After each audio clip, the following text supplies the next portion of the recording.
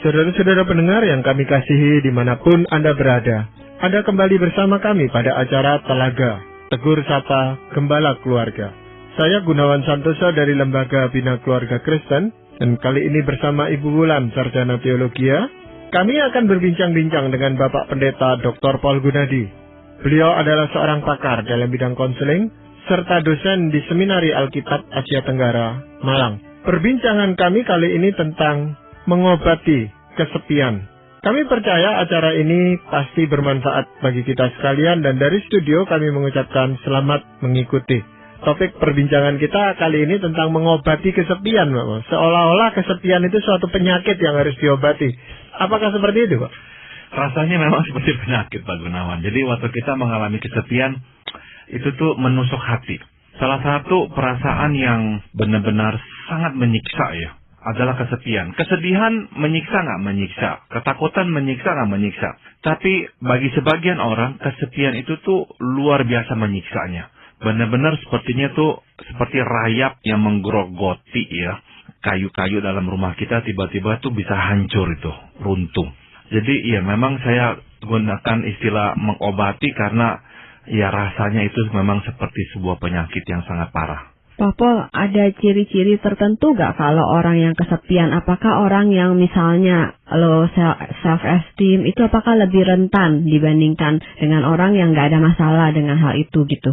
Saya tidak bisa menjawab pastinya ya, apakah orang yang misalkan minder akan cenderung lebih sepi daripada orang yang tidak minder ya. Mungkin saja memang ada perbedaan, ya mungkin saja orang yang sehat itu tuh ya tidak sepi ya. Namun saya juga tidak menutup kemungkinan ada kalanya meskipun kita orang yang relatif sehat, tapi situasi tertentu terjadi dalam hidup kita. Kita misalkan harus berpisah dengan lingkungan kita, dengan orang-orang yang kita biasanya dekat dan sayangi. Nah, itu tetap akan menggoncang. Meskipun kita ya puas dengan hidup kita, mempunyai relasi dengan Tuhan yang akrab, tapi kondisi tertentu bisa benar-benar cukup ya menggoncangkan kita dalam kesepian itu.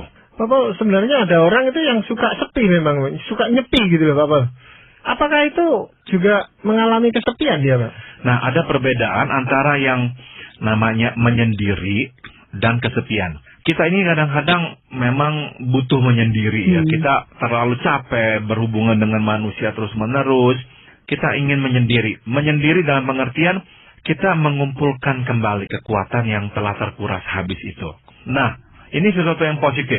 Dan kita biasanya senang bisa menyendiri seperti itu. Ya, bisa mengumpulkan kembali kekuatan kita yang telah terkuras habis. Kesepian bukan seperti itu, Pak Gunawan. Kenapa? Sebab kesepian itu merupakan reaksi terhadap kesendirian di luar kehendak pribadi. Kita tidak menginginkannya, namun mengalaminya. Nah, kalau menyendiri kan itu atas dasar pilihan pribadi. Kita memang merencanakan untuk menyendiri. Kalau kesepian tidak. Jadi reaksi ya, perasaan yang keluar terhadap fakta bahwa kita ini sendiri. Dan kita tidak menginginkan untuk sendiri di saat ini. Nah, kira-kira itulah bedanya, Pak Gunawan. Pak Paul, kalau menyendiri tadi yang Pak Paul maksudkan kan memang positif ya, seperti kontemplasi begitu mungkin ya. Tapi ada juga yang saya pikir menyendiri, tanda kutip menarik diri begitu. Itu kan sebenarnya kalau ditanya dia sebenarnya juga nggak mau gitu. Cuma seperti nggak merasa. Saya pernah baca buku-buku gitu, maksudnya waktu kecilnya mungkin mengalami penolakan dari orang tua dan sebagainya begitu. Sehingga menghasilkan orang yang cukup peka begitu terhadap penolakan. Jadi seringkali malahan dari pergaulan dia yang menarik diri begitu. Itu menyendirinya berarti justru kesepian juga ya, Pak? Betul. Untuk kasus yang ini, ya itu sama dengan kesepian. Waktu dia menarik diri karena dia merasa tertolak, tidak diinginkan oleh lingkungannya, dia akan kesepian. Jadi beda dengan menyendiri. Kalau menarik diri karena merasa tertolak, biasanya disertai dengan rasa kesepian itu. Tetapi kok ada orang itu yang di tengah-tengah keramaian masih bisa merasa kesepian, Pak? Ini pertanyaan yang bagus, Pak Gunawan ya. Nah, ini membuktikan bahwa kesepian itu tuh bisa terjadi di tengah orang banyak atau di suasana hiruk pikuk. Sebab kesepian adalah sebuah perasaan, bukan sebuah situasi ya atau kondisi. Sebuah perasaan. Maka waktu orang-orang itu tuh yang mengalami kesepian diajak kemana, ke sana, ke sini ya. ke tengah-tengah keramaian, tetap kesepian. Tetap kesepian, dia akan murung. Dia tidak akan cerah, tidak bisa menikmati keramaian itu. Justru rasanya nggak betah. Ingin buru-buru pulang kembali ke rumah dan diam kembali di rumah, di dalam keheningan. Nah, kita yang di luar tidak mengerti dan berkata, hening itu kan sepi. Oh tidak, memang beda ini nih. Hening dengan hiruk pikuk itu tuh benar-benar tidak relevan dalam hal kesepian ini. Sebab sungguh-sungguh kesepian adalah sebuah reaksi ya, sebuah perasaan yang keluar terhadap kesendirian yang tidak kita kehendaki. Pol, ada pengaruh nggak dari situasi lingkungan di mana kita tinggal? Misalnya seseorang yang tinggal di negara yang sangat menekankan individualitas dibandingkan dengan negara yang masih belum setinggi itu individualitasnya gitu. Terus dengan pengaruh zaman kali ya, kan sekarang istilahnya zaman teknologi begitu. Gedung-gedung semakin bertingkat, terus bahkan ada yang bilang kita udah bisa mencapai angkasa begitu. Tapi untuk mengunjungi tetangga pun kita rasanya justru nggak ada kesempatan untuk itu gitu. Saya kira akan berbeda ya Ibu Wulan. Di tengah-tengah masyarakat yang lebih bersifat komunal, seperti di tempat di mana kita tinggal ini, orang memang lebih susah untuk kesepian. Karena hubungan dengan orang itu cukup banyak ya, dan cukup akrab. Ada apa-apa tetangga datang ke rumah kita, kita pun juga bebas ke rumah tetangga. Sedangkan di negara-negara tertentu kita harus menelpon terlebih dahulu, menanyakan apakah ini waktu yang tepat untuk berkunjung. Dan kalau datang pun ada urusan tertentu. Nggak ada tuh yang namanya ngobrol-ngobrol gitu, nggak ada.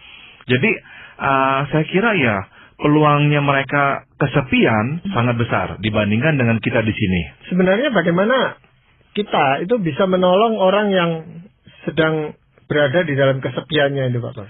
Nah, ada yang kita harus perhatikan. Yang pertama adalah ini, obat kesepian bukanlah keramaian, melainkan keintiman.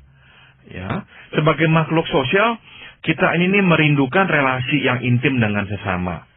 Dan kesepian adalah reaksi terhadap tidak adanya keintiman dalam hidup kita itu.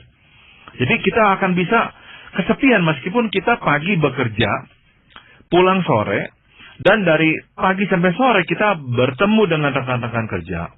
Atau kita minggu ke gereja, bertemu dengan teman-teman, tapi kita pulang dalam kesepian. Di gereja pun kita juga kesepian. Kenapa kok sampai bisa begitu? Sebab tidak ada teman akrab. Tidak ada sahabat yang akrab dan intim dengan kita. Dengan kata lain, antidotnya kesepian adalah keintiman. Seseorang yang memang bisa menjadi belahan hidup kita. Bisa kita jadikan tempat menumpahkan isi hati kita. Kita bisa juga menjadi tempat baginya untuk menumpahkan isi hatinya kepada kita. Iya, Pak Pol, penjelasan Pak Pol mengingatkan saya pada sebuah film, saya lupa judulnya, yang diperankan oleh Tom Hanks. Waktu dia terdampar di sebuah pulau yang kosong begitu, sampai menderitanya setengah mati, sampai suatu hari, kalau nggak salah dia ketemu bola atau ketemu apa, lalu bola itu digambarin wajah orang, dan setiap hari bola ini yang diajak ngomong, karena dia butuh gitu seseorang untuk, ya butuh seseorang, nggak bisa sendirian sama sekali begitu. Betul sekali. Nah, saya kira film Castaway yang Ibu Wulan tadi sudah singgung itu tuh melukiskan ya betapa butuhnya kita ya akan seseorang yang akrab dengan kita.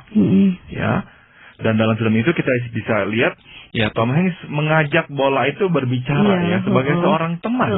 Teman dekat, bukan hanya teman sapa ya, tapi teman dekat. Dia bisa ajak ketawa, bercanda, dan tempat marah, tempat curahan isi hati. Nah, itulah yang kita butuhkan, yaitu seseorang yang intim dengan kita.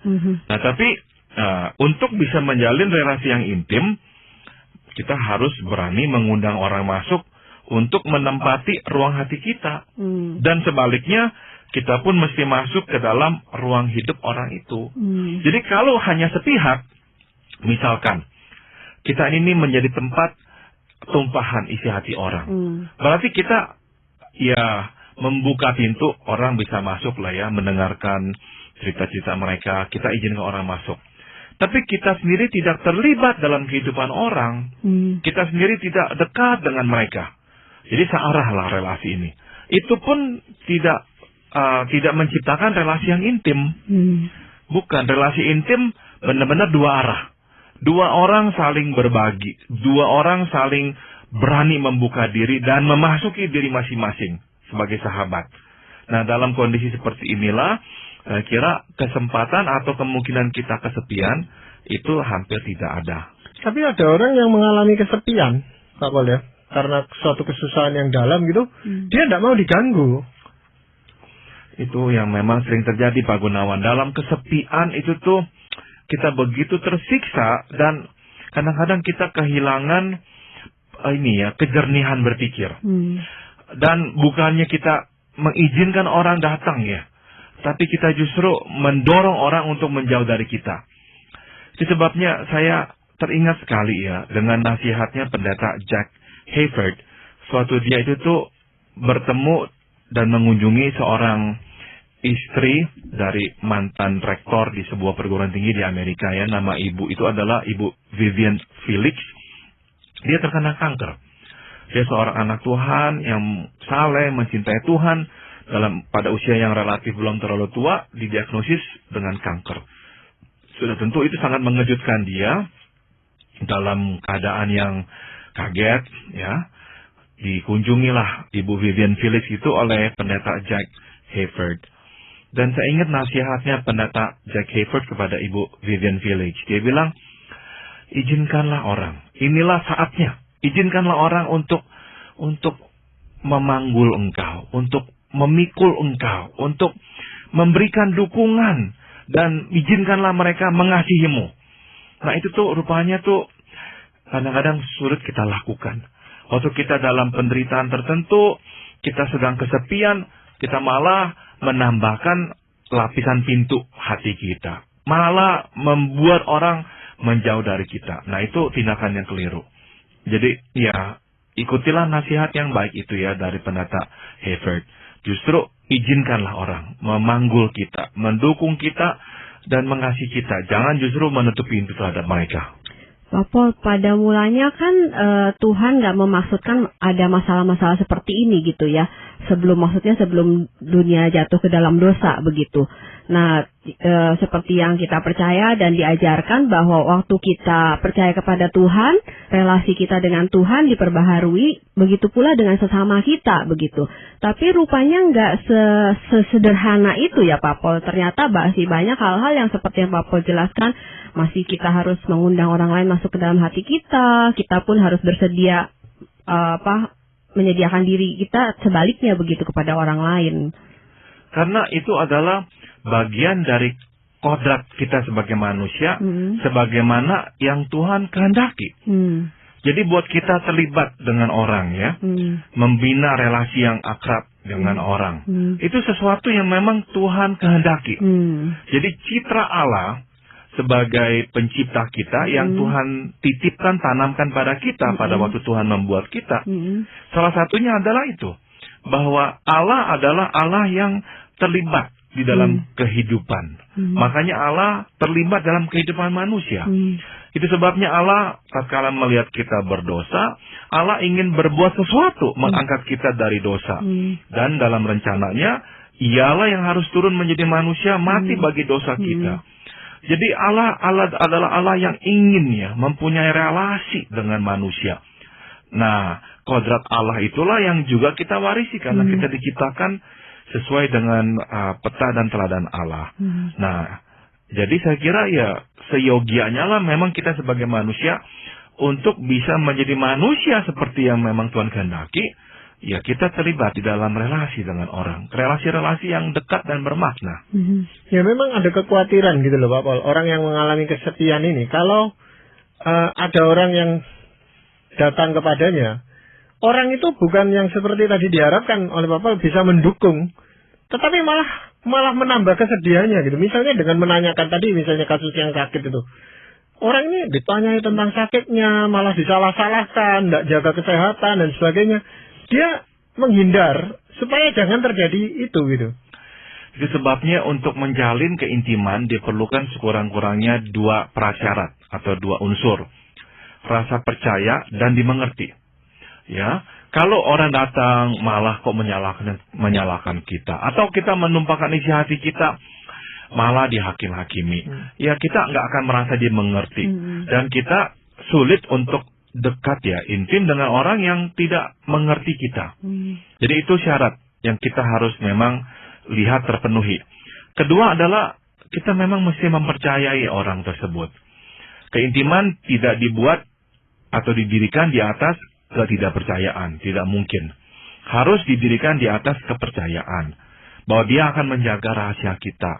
Bahwa dia akan tetap menghormati kita, meskipun kita berbagi cerita yang mungkin tidak begitu positif tentang diri kita.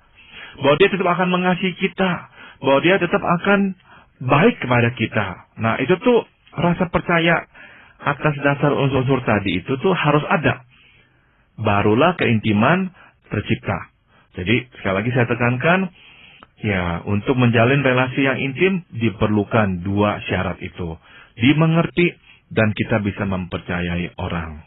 Ya, karena itu biasanya orang yang kesepian ini akan memilih kepada siapa dia akan intim atau mencurahkan isi hatinya, Pak Paul. Betul, dan kita memang tidak sembarangan ya.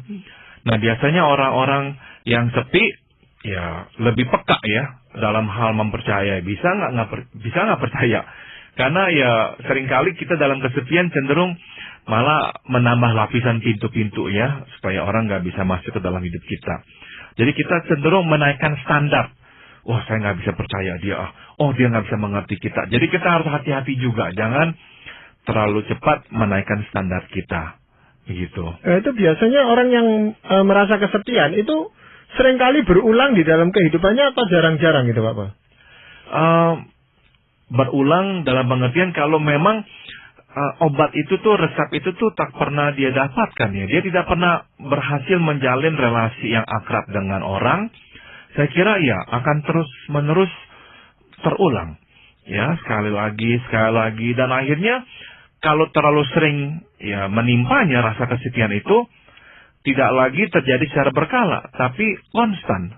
Dia menjadi orang yang kesepian terus-menerus, 24 jam sehari, 7 hari seminggu, selama bertahun-tahun sampai mungkin akhir hayatnya.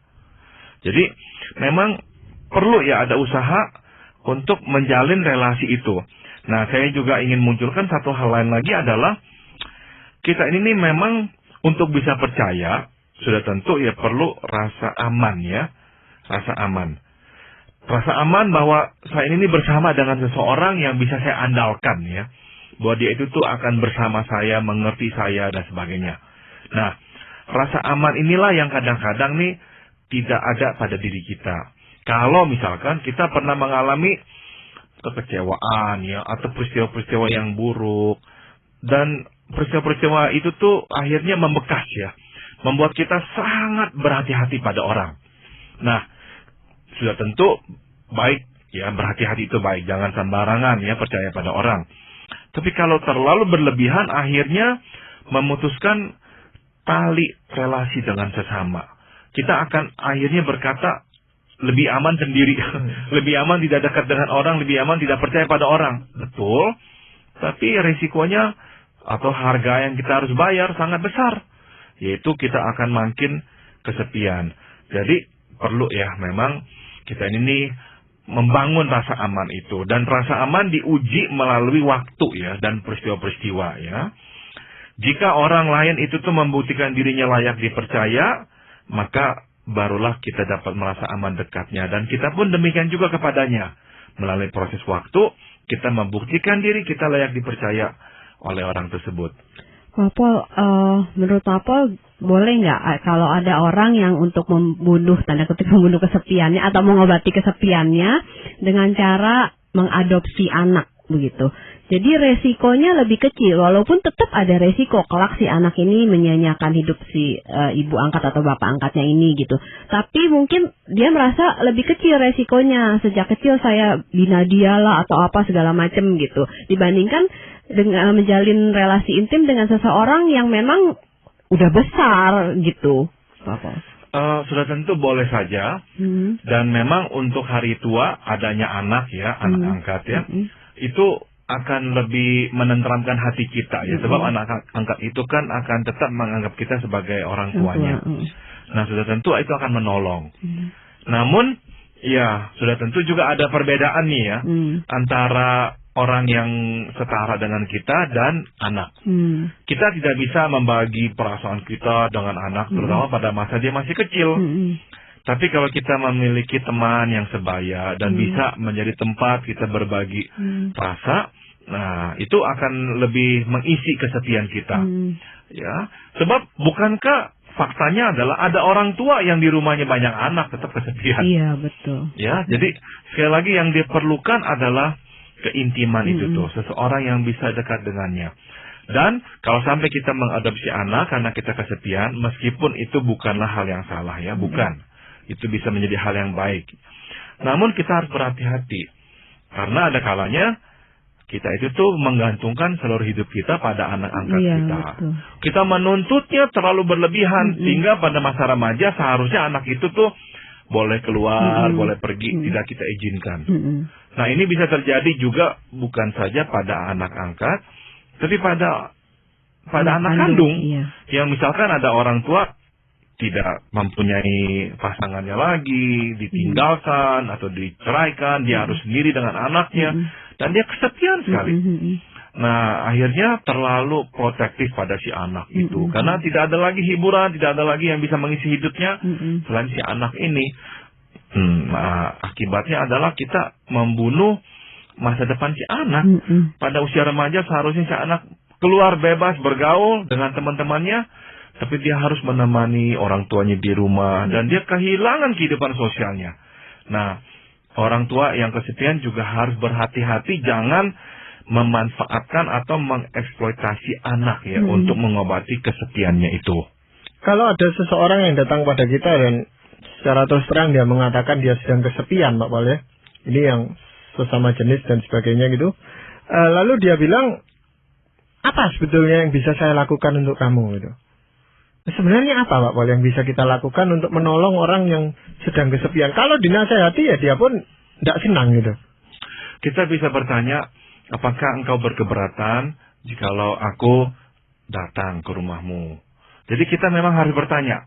Karena tidak semua, tadi ya kita sudah singgung, tidak semua orang yang kesepian sebetulnya itu tuh mengizinkan orang masuk ke dalam kehidupannya. Jadi kita mesti kulonungun dulu ya, meminta izin. Apakah memang dia tidak berkeberatan kita memasuki kehidupannya? Atau kalau dia berkeberatan kita mengunjunginya, kita tanya, apakah boleh saya nanti menghubungimu per telepon saja? Apakah dia berkeberatan? Ya. Nah, itulah beberapa hal yang bisa kita langsung lakukan secara konkret. Namun sekali lagi saya tekankan kita mesti bertanya, seberapa jauhkah kita itu tuh boleh masuk ke dalam kehidupannya? Karena tidak semua orang yang kesepian membuka pintu yang menyambut uluran tangan orang lain.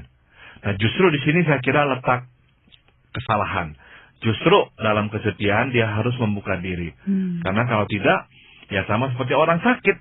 Dia tahu dia sakit dan dia tahu dia perlu obat tertentu, tapi tetap menolaknya, ya berarti tidak akan sembuh-sembuh. Kalau langkah lain gimana Pak Pol? Kalau misalnya itu terlalu mengagetkan atau belum siap orang itu, misalnya kita libatkan dalam beberapa organisasi atau aktivitas atau di gereja begitu, pelan-pelan begitu, baru dia terus bisa merasakan kehangatannya, perhatian orang dan sebagainya gitu Pak Pol. Bisa juga, betul. Jadi kita ajak dia untuk ke tempat yang lebih lama ya, misalkan persekutuan di gereja. Dan biarkanlah ya teman-teman yang lain juga menyapanya, dan kemudian nanti mungkin sekali-sekali menelponnya.